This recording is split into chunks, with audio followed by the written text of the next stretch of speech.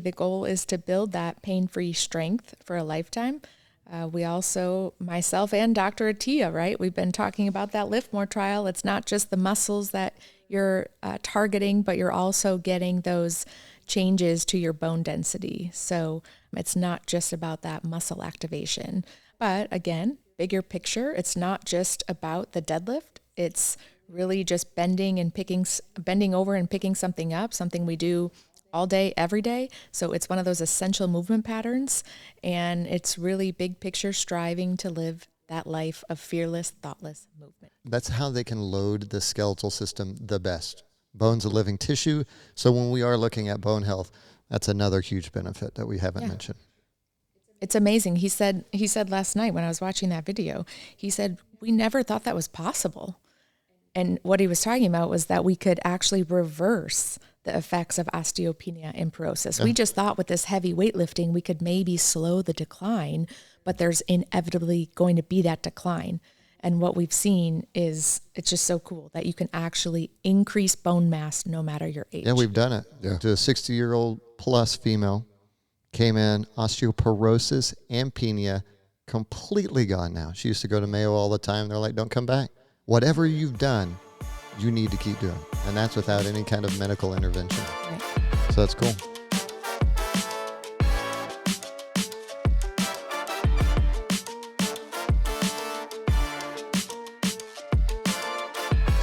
This is Lee Hargrave, certified strength and conditioning specialist, former rocket scientist, and a fighting Illini. This is Adonys Hargrave, OPEX certified and nutrition guru at enduraLAB, and I am dreaming of Lake Tahoe. And this is Adonys, CrossFit Level 2 head coach at enduraLAB, and Weapons isn't a scary movie. And you found the enduraLAB podcast, where we dive into the science behind fitness, the ins and outs of better health, and lifestyle strategies to help you live your best life. Well, today's episode is a big one. We're talking about a movement that every athlete should master, the deadlift. And not just for athletes chasing PRs, we're talking about deadlifting as a tool for longevity, mobility, and pain-free living. And whether you're 15 or 75, learning how to deadlift properly is always going to improve your posture and power for daily living. That's right. And we've got a returning guest and a friend of the lab, Dr. Carleen Butler, assistant professor of physical therapy at South College and resident biomechanics expert. Welcome back, Carleen. Yeah, thanks. Hi, excited Kylie. To be here. A little nervous. 4 of us in one room, one table. Yikes. Everybody's excited, see? We're all pumped. Yeah. Okay. So what can you We've tell us? We've got our pump covers on. Oh, yeah, we all have our pump I don't have a pump cover. Yeah. Y'all You're going to be cold. Y'all are softies. Oh. Softies. Yes. So deadlift, right? Yeah, the My deadlift. favorite movement. One of the most functional movement patterns we've got. It's a movement pattern essential for everyday living, whether we realize it or not. And it's like also, you do it regardless if you think you do or not. Like it's part of your movement patterns. For sure. It's also probably one of the most controversial lifts. So let's explore that as well. Absolutely. So we're going to kick it off with the big question. Why does the deadlift matter? You know, at enduraLAB, this is one of our 6 fundamental movement patterns. But for someone who isn't a power lifter or, you know, trying to set a deadlift record, why does the deadlift matter? Yeah. So like Isis just said, whether we realize it or not, we're doing it all day, every day. So if we really break the deadlift down, it's bending down, picking something, hopefully heavy, up, and then eventually putting it back down. It's the luggage, it's the Amazon boxes, it's the groceries, the furniture, the tiny humans. And so that's what we mean by a functional movement pattern. It's directly related to everyday living. And so if we learn it properly in the gym, it can hopefully help to prepare you to do all those things with ease and without a care in the world. And we touched on this bigger picture last time I was on. We really want people to live a life of fearless, thoughtless movement. I don't want any patient or client to have a care in the world when they're bending down to tie their shoes, pick something up off the floor. And that's why we really train with intention in the gym, hopefully at higher loads or building that load up over time so that we can go out and live without a care in the world because our bodies are prepared. That's why the deadlift matters and why we're so obsessed with the deadlift, especially leading up to Night of the Living Deadlift. But it's not really... It's not really about the deadlift, right? It's really about living that life, hopefully a fearless, thoughtless movement and doing whatever you want to do that you love, that you enjoy for as long as possible. Yeah, it's a longevity move, right? And so it's funny because even when I'm training clients, like I won't call it the deadlift. I'll like just motion. I'm like, so we're going to grab the weights here and we're going to do this because I don't want to say, hinge today. Hey, yeah. No, I mean, I educate, but it's like I often would be like, okay, well, we're deadlifting heavy today because it sounds awful. It sounds scary, obviously scarier than Weapons, the show that you were trying to watch. Yeah. But, definitely scarier than that. It's a very functional movement, and like we both already touched on, something we do all the time. So it does help reduce fall risk and it helps with better metabolic health and joint integrity as well. So it is definitely something we are teaching at enduraLAB. Yeah, and let's be honest, that movement is going to build the most strength for yourself. Then it should be your heaviest lift that you have of the 6 that we do have here at enduraLAB. But yeah, it makes you feel strong as hell. You know, we've already talked about, how grip strength correlates to longevity of your life. And I think that deadlift is one of the best, purest forms to build that life longevity and build strength at the same time. Absolutely. And there's nothing that feels better than just ripping a heavy weight off the ground and Gripping it, ripping. That's right. Yeah. With proper form. Oh, of course. Right. But let's go. How hard is it to teach the hinge? It's probably one of the hardest movements, right? One of the It hardest doesn't movements. matter if it's, a youth or, an older longevity client or in between. That hinge is such a hard movement to teach. Yeah, you got the stripper bending over, that kind of look. Bending It's the like knees, big squatting bend it and snap. down, flexing the spine. But we'll go into that a little bit later. We will. Right? But let's go under the hood. Hey, now. What's happening physiologically during a deadlift, Carlin? Yeah, well, there's a lot going on. Really a lot of things happening system-wide. We've got the brain doing its thing, right? You just talked about the difficulty in learning that hinge pattern for the first time because it's a brain-body connection that has to be learned.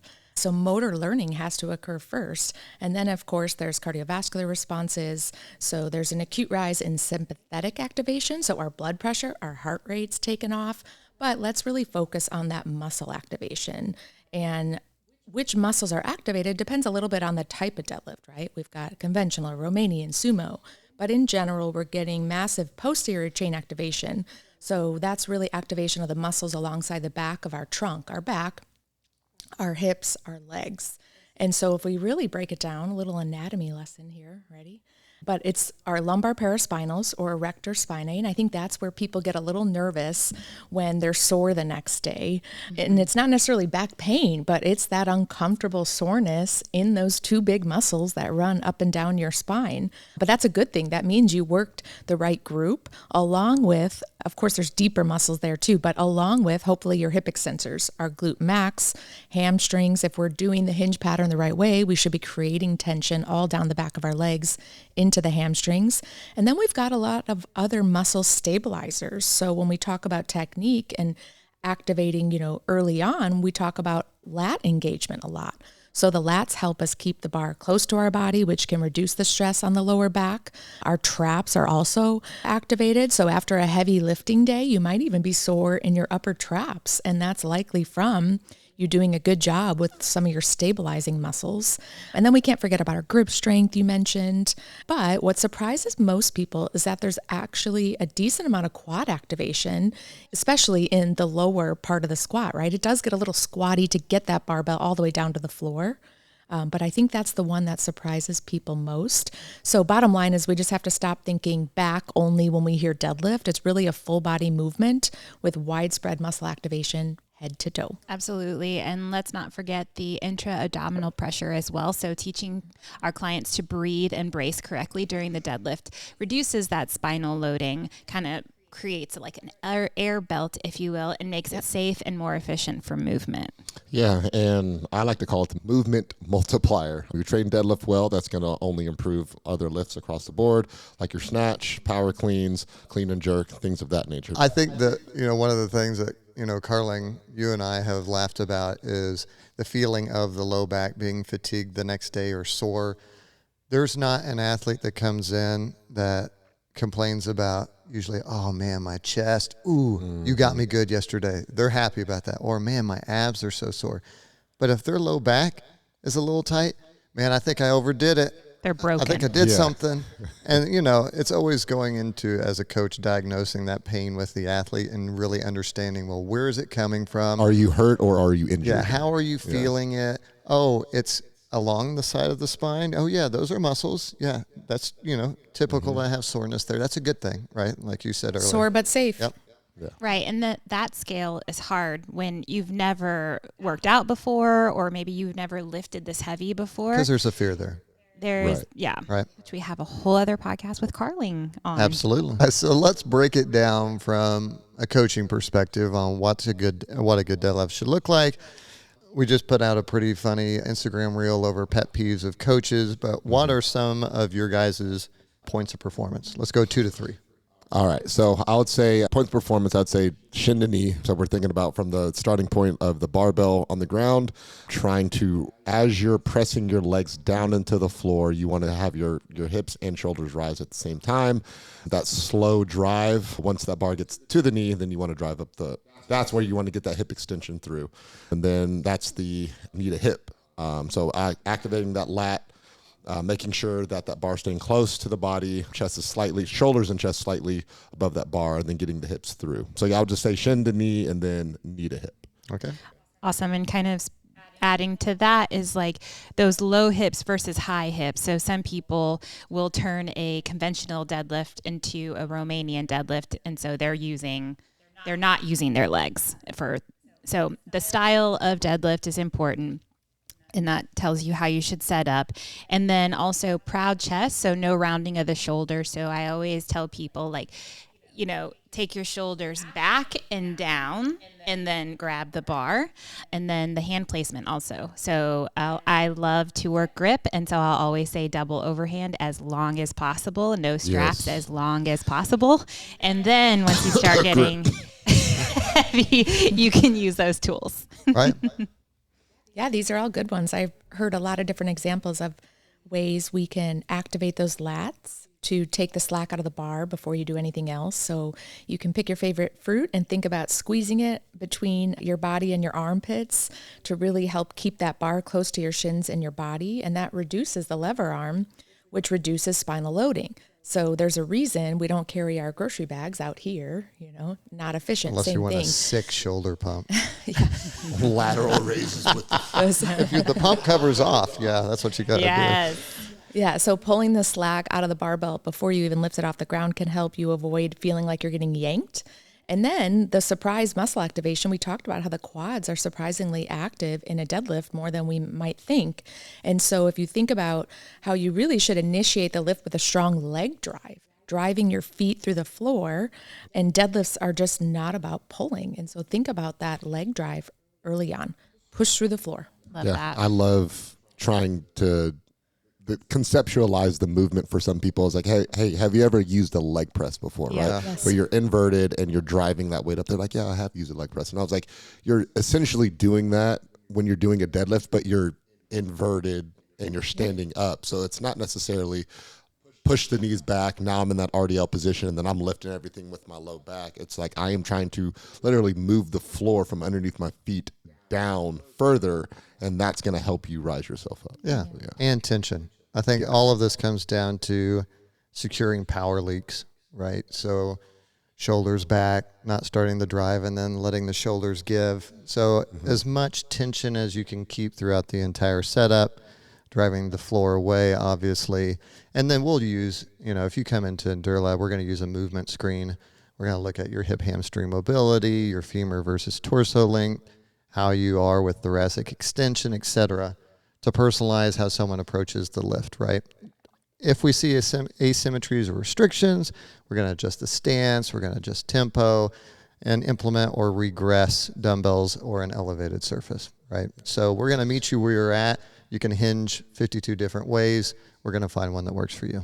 And also, it's not always about a 1 rep max. So there's different rep schema that we'll use for different times of the year. We're getting ready for deadlift, which is a 1 rep max. But when you come in, you're not starting there. Usually, we're getting a heavy 5 or a heavy 3, and then we'll work up and we'll progress with you. So don't be nervous. It sounds scary, but just come in and we'll take care of you. And I would even add doing a lot of reps with that hinging pattern at a very, very, very light weight. Motor So control. if you've never done the hinge properly before, like doing it over and over and over and over and over again, but at a super light weight will just reinforce the muscle memory or that mind-body connection that Carlin was talking about earlier. Yeah, because that's where I want to start, right? That's I'm going to do, a bunch of stuff with like a PVC on the head, shoulders, butt, right? PVC drill, hinge drill. And we're just going to work that over and over. And then I'm going to do, maybe I add kettlebells or dumbbells or depending on where they're at, change the way their hands are, do it again. Then we might go to an elevated surface or a trap bar. And then eventually we'll get into kind of a conventional deadlift and change the feet stance maybe at that point. The next thing you know, peach. But yeah, progressions, right? Yeah, progressions. Peach building season. Yeah. Peach season. Peach season. Tarrant County Hey, peaches. did that get out? That was supposed to just be over here. Oh, we're thinking about it. Adonys is thinking about the peach pump. The peach pump. Oh yeah, man. I got my peach pump cover on right Oh, now. yeah. You got the big gray sweatpants? Is that what? Yeah, sweatpants. There we go. No. Awesome. So we talked about the deadlift progression a little bit already. So Carlin, can you talk about kind of in the rehab world about the progression you might make? Yeah, in the rehab world, if someone's recovering from a back injury, let's say, or a hip injury, we might start or add some single leg variations in where we can work at lighter loads, but still really challenge the hip extensors with lighter spinal loads, especially, again, if someone's recovering from a back injury or disc irritation or nerve irritation where they're getting some of that pain spreading down their butt cheek or down their leg. And so think split stance RDLs or single leg RDLs. But again, you also have to think about what your goal is. If your goal is dynamic balance and some of that core control, then sure, go for the unsupported single leg RDL. But if your goal is to really load the hip again, then take the balance part out of the equation and give them upper extremity support. I see that a lot, and it ends up being just a complete single leg balance exercise for someone, but they think they were strengthening their glutes and they were nowhere near the demand. And so you have to take that into account. Something else great for while someone's recovering are the hip thrusters. You're working more so at end range, so it can be more tolerable and it doesn't seem to create that delayed onset muscle soreness as much. So that can also be a good option. And then of course, my favorite, the reverse hyper. You get a little bit of spinal unloading or distraction, and then you can work through that hip and trunk extension a bit. Yeah, you are the mayor of the reverse hyper. All right, so let's talk the ugly side. Okay, deadlift is kind of known as a scary lift or a risky lift. We don't feel that way. Number one, everything that you can do in a gym can be an injury point. We have more people probably get injured putting up a weight or just rushing through something than we do the pure deadlift. All right. Yes. So I'm just going to go out and say inherently any move can be dangerous if done with poor form or done while fatigued. But let's just go and kind of talk about when we do see things go wrong, what are we seeing? Yeah, I think across the board, whether it's deadlifts or something else, another lift, a different activity, training for a mountain marathon, right? Pickleball. Where you suddenly have a change. Pickleball. Suddenly picking up a new hobby, pickleball. Oftentimes in the rehab world, we'll say too much too soon, after too little too long, no matter what it is. That's the most common thing I see across the board, whether it's a deadlift or not. And so if it's an injury that happened acutely during a certain lift or post-acute, it didn't happen right then and there, but the same week where now your mind is attributing it to that, or it's been building for a few days or few weeks. You really have to be okay with not always knowing what it really was. There's too many factors in our life, too many things going on in our ecosystem. We're not always going to know the answer, right? And we have to be okay with that. Otherwise, we start creating these biases in our mind, like, I know it was the deadlift. No, you don't. Maybe if it happened right then and there on rep 4, sure, I'll give that to you.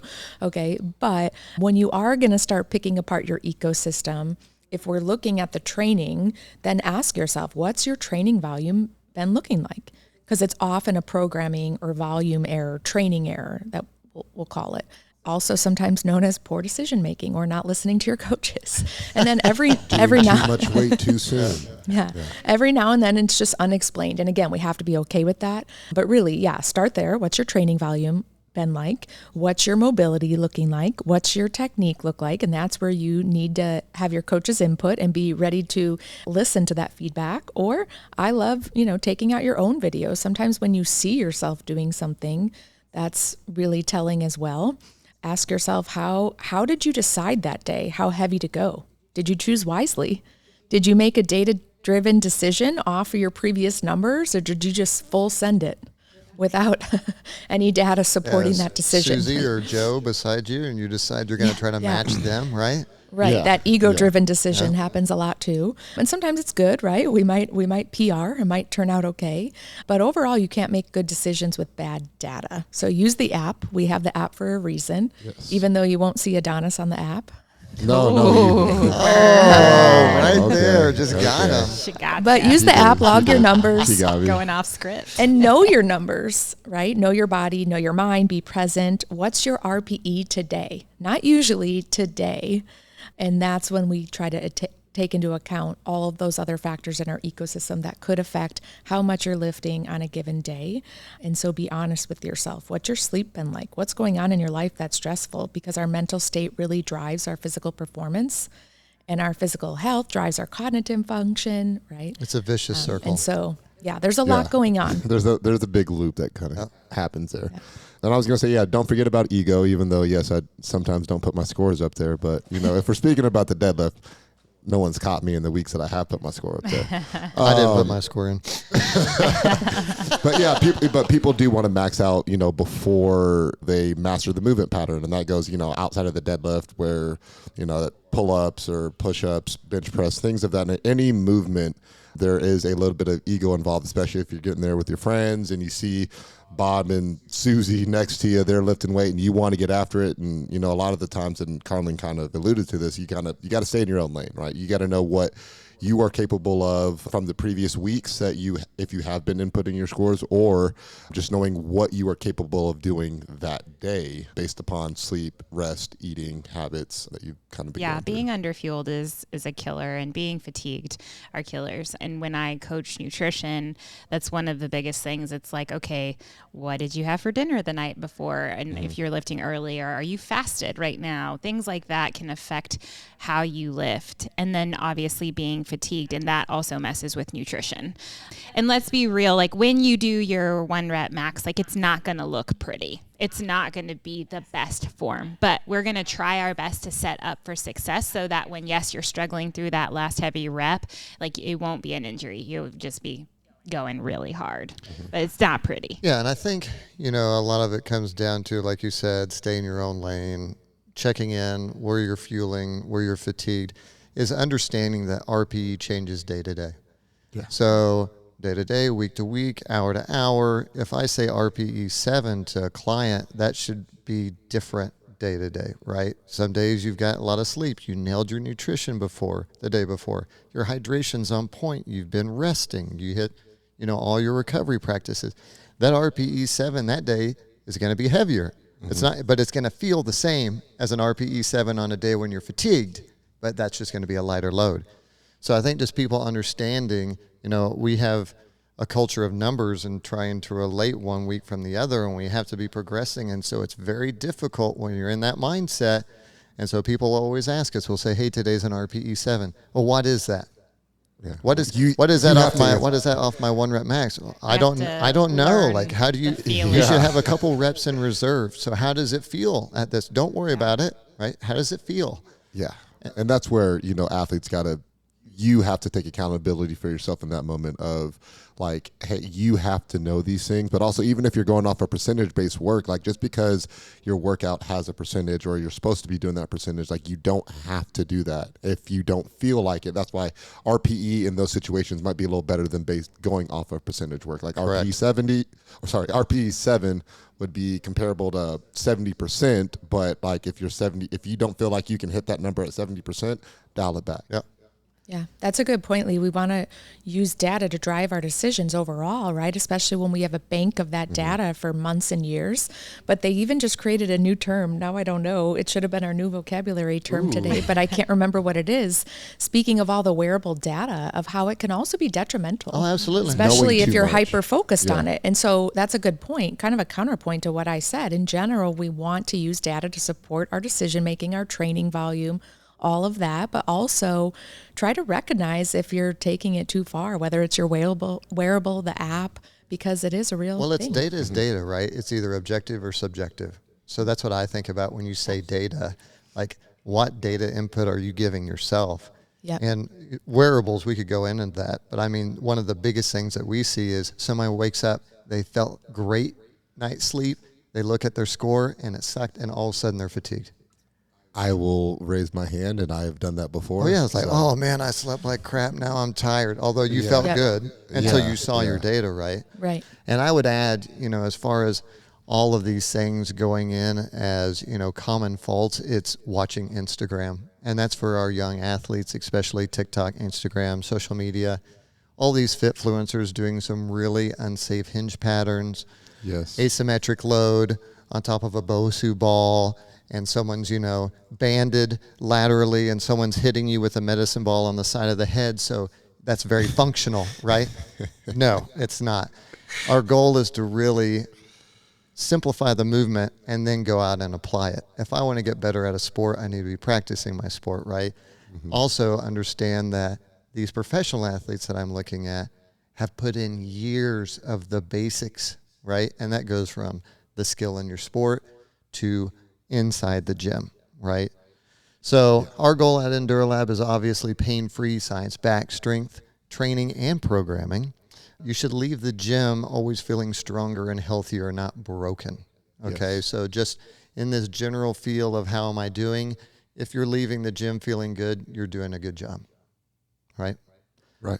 All right, so let's talk now on the opposite side, kind of corrective and accessory exercises, right? So for our listeners who are looking to improve their deadlift, maybe they're having an issue, let's give some of our favorite correctives or accessory exercises. Yeah, So- Adonys, what's your favorite exercises? So my favorite exercises. Happy October. When we did that little video that we put on Instagram, and did it go on TikTok too as well, or no? It should have It gone on should, TikTok, okay. but I'm not it a still has TikToker. You're not a Opportunity. TikToker. It still Yeah. has an opportunity. On that video, I did say like the single leg RDL. I like that movement specifically because if you do have a muscular imbalance, I'll do like working one side versus both sides at the same time. But again, you'll be able to feel like, okay, I lack mobility on this side, I have better strength on this side, I have better balance on one than the other. So you'll have a good feel of, hey, why do I pull and then like my bicep might hurt, right? It's not necessarily going to be the shoulder or anything. It might be because you have a muscular imbalance somewhere in the hamstring or the quad. On top of that, I do like reverse hypers as well, and then farmer carries to really work on the grip strength, but the reverse hyper specifically because you do get that flexion and extension and the spinal decompression component all at the same time. Yeah. Yeah. Carlin, how about you? Yeah, reverse hyper is We one know of my you love that favorites one, for right? Yeah. And, we, for both settings, fitness and rehab. and I would say too, though, when you guys go out and you're thinking about getting into the reverse hyper, please pull a coach aside and just kind of go over the ins and outs of what we're looking for in that movement. Obviously, it is a huge shin knocker, right? It'll ruin your day if you do it. Yeah. I'd love to show you it. Lee helped me avoid a monster shin bruise. But yeah, there's a little bit of a learning curve as you get used to that full swing. But yet another reason I love it, we talked about spinal decompression, so that's why it's great in a rehab setting if you're recovering from a nagging back injury or ache.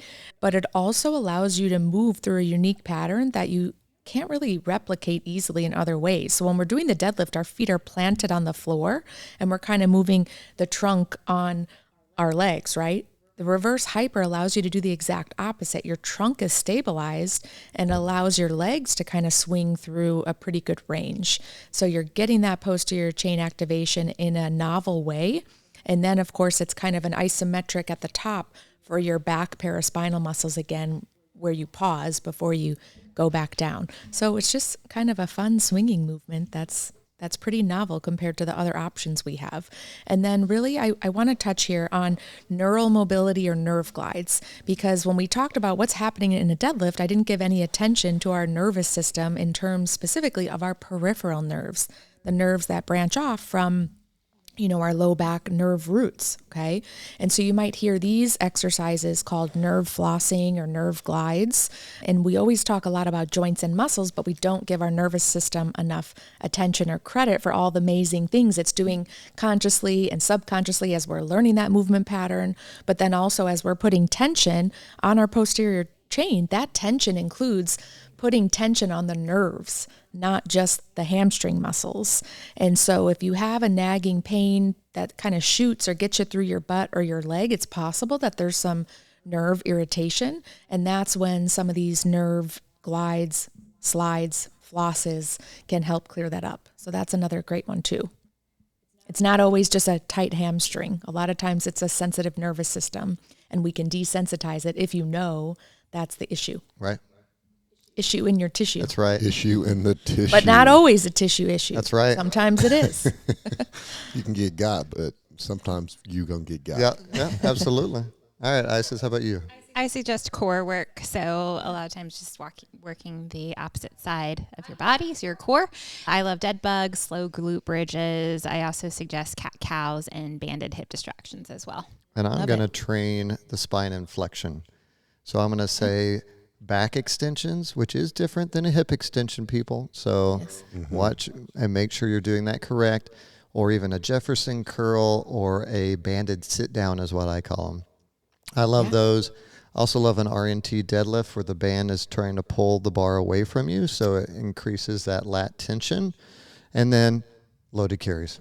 Yeah, I was going to say with the R&T deadlifts, I love teaching that during like snatch progressions as well to make sure that bar stays close to you and you can get that hip contact to get that bar over the head. But if you're coming to the gym, all of you have seen these either in the warm-ups, you've seen them in the accessory pieces on our deadlift days, you've seen them in our cool downs as far as the flossing and everything. So you guys are going to have access to this throughout the programming as we get closer and closer. Or you've seen it over the past 10 weeks. Yeah. And as we lead into a week and a half before we get to Night of the Living Deadlift. Absolutely. So let's wrap it. Deadlifts are one of the most powerful movements in fitness. We've talked about, as far as loading, you can really lift a lot of weight in that. And they are great for longevity when coached right. They're safe, effective, and transformative. Did you say Coach Wright? Yeah, coached right. Oh, coached right. I was just like, but it works both ways. I guess it does. We can't really be like Coach Hargrave because they'd be like, which one? Yeah. You tripped me up on that, my bad. That was good. Okay, Coach Wright. Coached right, coaches right. Go ahead, Carla. Yeah, I agree. The goal is to build that pain-free strength for a lifetime. We also, myself and Dr. Attia, right? We've been talking about that LIFTMOR trial. It's not just the muscles that you're targeting, but you're also getting those changes to your bone density. So it's not just about that muscle activation.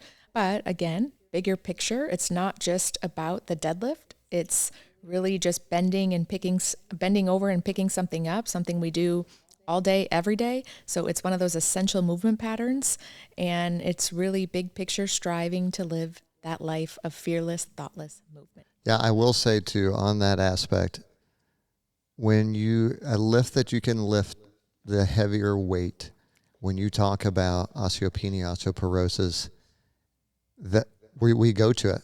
Like my clients who we've reversed that, always starts with the deadlift, right? Learning that pattern, because that's the most weight. That's how they can load the skeletal system the best. Bone's a living tissue. So when we are looking at bone health, that's another huge benefit that we haven't mentioned. It's amazing. He said last night when I was watching that video, he said, we never thought that was possible. And what he was talking about was that we could actually reverse the effects of osteopenia and porosis. Yeah. We just thought with this heavy weightlifting, we could maybe slow the decline, but there's inevitably going to be that decline. And what we've seen is it's just so cool that you can actually increase bone mass no matter your age. Yeah, we've done it. Yeah. To a 60-year-old plus female, came in, osteoporosis and penia, completely gone now. She used to go to Mayo all the time. They're like, don't come back. whatever you've done, you need to keep doing. And that's without any kind of medical intervention. Right. So that's cool. It's super awesome. And coming up soon, we have our Night of the Living deadlift where you can come build your bone mass. That's right. Yeah, but build the bone mass. See how heavy you can lift. We'll have food, candy. What's your favorite Halloween candy? Lots of strong skeletons. I've always Or said candy, These period. muscles. Yeah, I'm not a big fruit, like, I don't know, like the gummy worms and stuff like that. So all chocolate based, I would have to say. I wouldn't consider that fruit. Yeah, no. I'm just saying that, like, I don't like the those. fruity. I don't like the I know. fruity stuff. I probably have to say Reese's peanut butter cups, Three Musketeers, Snickers. Not a huge Milky Way guy. Okay. Paydays. Want the nuts? Trash. So mine is All the candy nuts. corn with nuts, like so the salty nuts with the candy corn. You like salty nuts? I love My chocolate salty balls. Another South Park reference. What's your favorite? I don't know. I'll go 100 grand. 100 That's grand. kind of one that's not very well Yeah, known. lately he's been on a. Is that another nut? No, that is It does have a nut. Whole lot of nut. no, there's no nut in 100 no grand. nut? No, No nut? it's a caramel center wrapped in think about a crunchy chocolate like a crackle. Like a crackle? Yeah, wasn't that the little Hershey Yeah. bar, right? The little blue wrapper? Like a Rice Krispie. yeah, like a Rice- rice, yeah. like Oh, a crisp okay. rice chocolate Okay. wrapped I around thought they were caramel. a red wrapping. It is Well, a red 100 wrap. grand is okay. red Yeah. wrapping. Oh, Yeah, I was talking okay. about the crackle. Well, I'll take all of your gummies and sour candies. You so like those? yes. Yeah. No, the Starburst. Nah. But I I like can a do Starburst. definitely do a Reese's peanut butter cup. In fact, Okay. someone was mentioning a candy bar by the same company that I'd never heard of. Similar to Reese's? Oh, I don't know. They have like a Fast Break? oh, Take Well, no, Five. so- is that no? no, Fast- Take Five. Take What is Five. it? I think Matt has Take Fives over there. So the Reese's Fast Never Break heard of that. is Oh, okay. it is a Reese's. It's just a Oh, bar. that exists too. Yeah. So Okay. yes, but it has like a nougat in the middle of it. Sorry, I took I don't us know off why. track. No, you're fine. But anyways, talking about Night of the Living You're gonna Dead. have a lot of come in editing on this one. costumes Yeah. And Great movement required. Come- Especially after you heard this, right? Yes. You better be on it. Yes. I got my fake wooden hand. Oh, I'm so excited. I have my Just- alligator costume or crocodile costume. Are you gonna wear an eye patch? yes. Yeah, we gotta take the eye I got to out. figure that out. All right, guys. So thanks everyone for listening today. If you've liked the podcast, we'd love if you would subscribe, share, and send this to someone who needs to deadlift smarter, maybe not heavier. Okay. It would really help us out. If you'd like to interact with us, the best way to do that is on Instagram. We are at enduraLAB. Until next time, Keep moving. Eat well. and stay strong. Thanks, guys. Love you all. Thanks. Good job. See you next time.